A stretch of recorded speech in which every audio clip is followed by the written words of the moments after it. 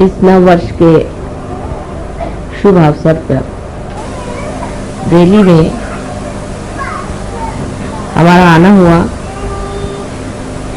और आप लोगों ने जो आयोजन किया हुआ है, ये एक बड़ी महत्वपूर्ण घटना होनी चाहिए। नव वर्ष जब शुरू होते हैं तो उस वक्त कोई न कोई नवीन बात, नवीन धारणा, नवीन सूझबूझ मनुष्य के अंदर जागृत होती है, वो स्वयं स्फूर्त होती है। जिसने भी नवीन वर्ष की कल्पना बनाई है, वो कोई बड़े भारी दृष्टा रहे होंगे, तो ये सोच करके कि ऐसे अवसर पर प्रतीक रूप मनुष्य के अंदर एक नई उमंग, एक नया विचार, एक नया आंदोलन जागृत हो जाए। ऐसे अनेक नवीन वर्ष आए और गए, नई उमंगें आई, नई धारणाएं आई और खत्म हो गई। मनुष्य की आज तक की जो कुछ धारणाएं रही, एक परमात्मा को छोड़ के बाकी सब एक मानसिक क्रियाएं रही या बौद्धिक प्रक्रियाएं रही। मनुष्य अपने बुद्धि से जो भी ठीक समझता था, उसका आंदोलन एक नवीन कल्पना समझ करके चलाता था। वो आंदोलन कुछ दूर तक जाके फिर न जाने क्यों हठात उसी विशेष व्यक्ति को और उसी समाज को या उस समय में रहने वाले लोगों पर आघात करता। इसका कारण क्या था, ये लोग नहीं समझ पाते, लेकिन आज हमें इसका साक्षात बहुत ज्यादा अधिक स्पष्ट रूप से हो रहा है। जैसे कि धर्म की व्यवस्था हुई, धर्म की व्यवस्था में मनुष्य ने जब भी बुद्धि और मानसिक शक्तियों का उपयोग किया, तो बुद्धि के दम में वो एक वाद विवाद के क्षेत्र में बढ़ गया और अनेक वाद विवाद शुरू हो गए। और सत्य एक है तो पंथ इतने क्यों हुए, इतने धर्म क्यों हुए, उन धर्मों में भी इतने और भी जाति भेद क्यों हो गए। ऐसे भेद करते करते न जाने दुनिया में कितने ही गुट जम गए हैं, जिसका समझ में नहीं आता है। किसी से पूछते हैं कि आप साहब कौन धर्म के हैं, तो आपको ऐसे धर्म का नाम बताएंगे कि जो आपने कभी सुना नहीं।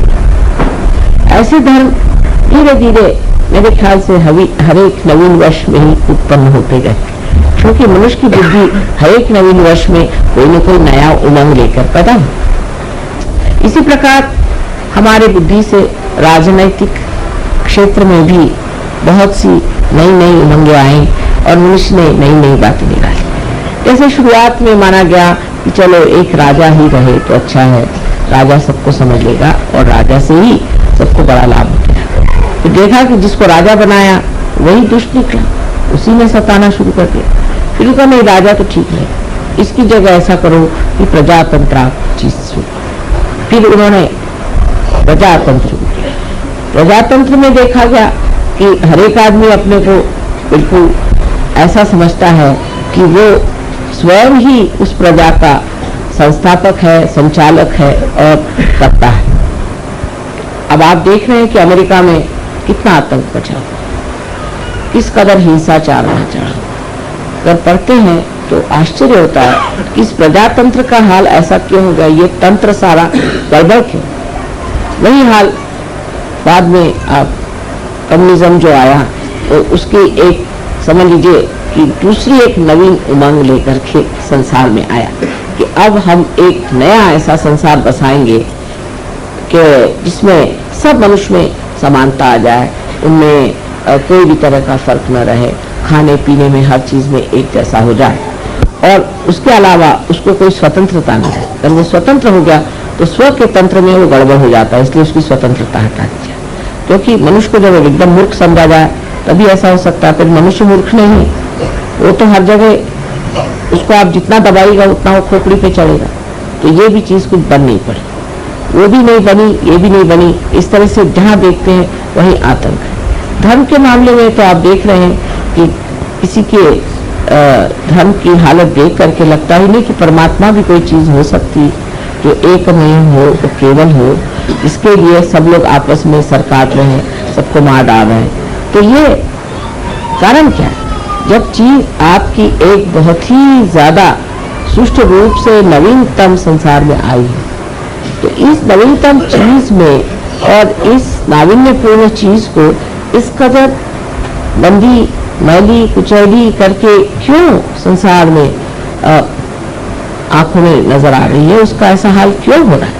क्या वजह है कि जो चीज इतनी उदात्त, महान, और उसको शुरू करने वाले भी बड़े महान और उदात्त रहे हैं, वो सब के सब जा करके आज कहाँ पहुंच गए?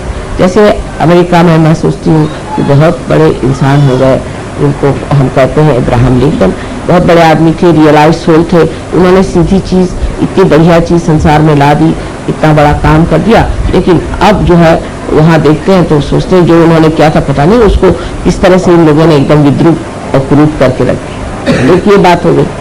दूसरे अगर आप देखिए तो कम्युनिज्म भी जिस लेनिन और मार्क्स ने बनाया था वो भी रियलाइज सोच थे, उन्होंने भी जो सोचा था वो भी हितकारी चीज थी, वो हित के जगह अब सबका ही थी। वो क्या धर्म के भी जो संस्थापक हुए सब भी बड़े उदात्त और बहुत महान लोग थे, और उनको भी कोई कह नहीं सकता, उनकी तरफ कोई निर्देश करके नहीं कह सकता कि इन्होंने कोई गलत काम किया हो या इन्होंने कोई गलत धारणा से चीज को शुरू, ऐसी बात नहीं।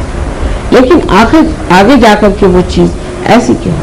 हीरा जो था वो जाकर के कीचड़ में कैसे मिल गया? हीरा तो